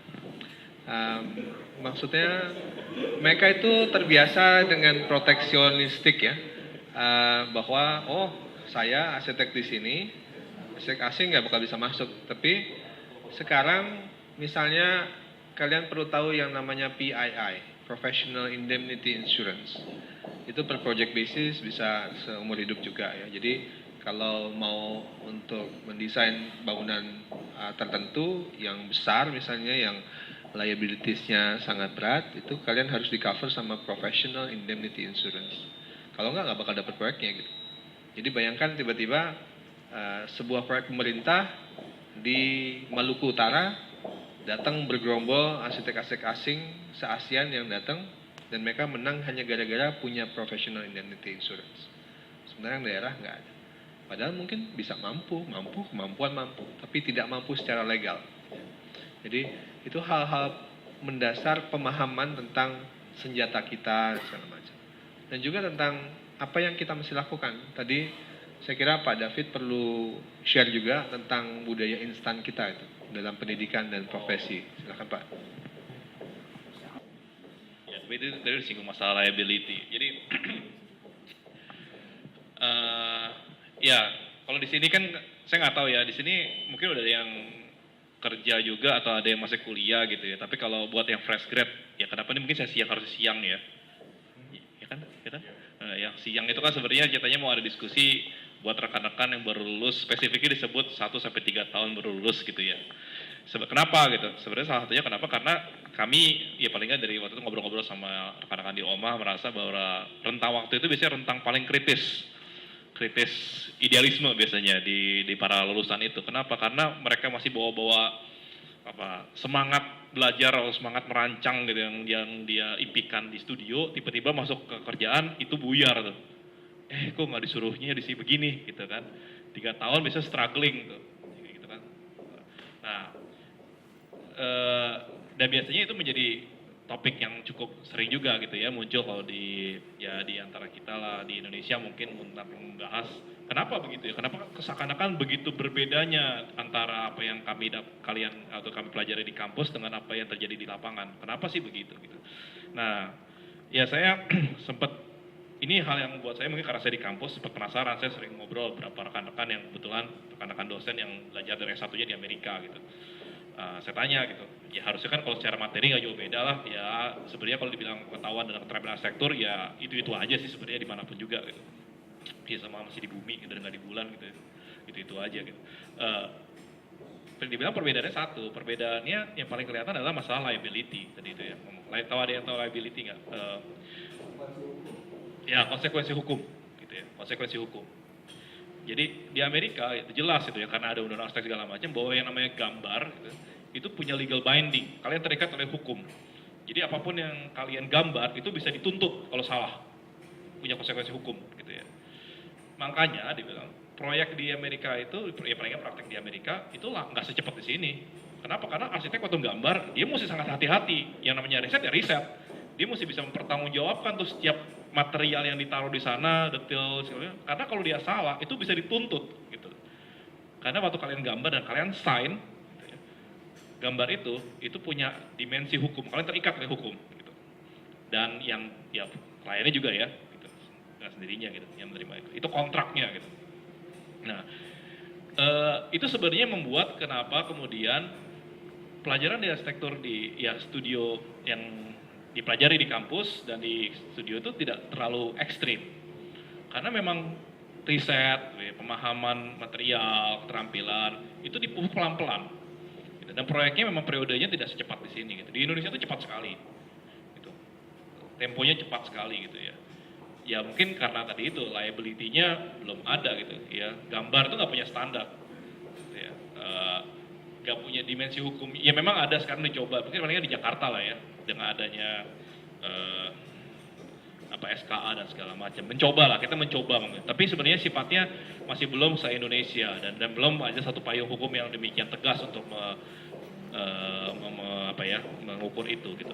Nah ini memang akhirnya dampaknya ya nggak tahu ya, mungkin bahasa Pak Juara budaya instan ya. Karena nggak ada liability, kadang-kadang sekarang kita dengan mudah mengaku ya lulus ya saya arsitek, saya bisa ngebangun. Gitu. Ya, karena mungkin kontraktor kita juga karena lagi-lagi tidak ada scope yang membahas pekerjaan ya.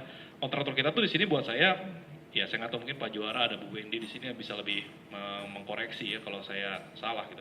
Tapi kalau buat saya sih kontraktor di sini tuh terlalu baik gitu.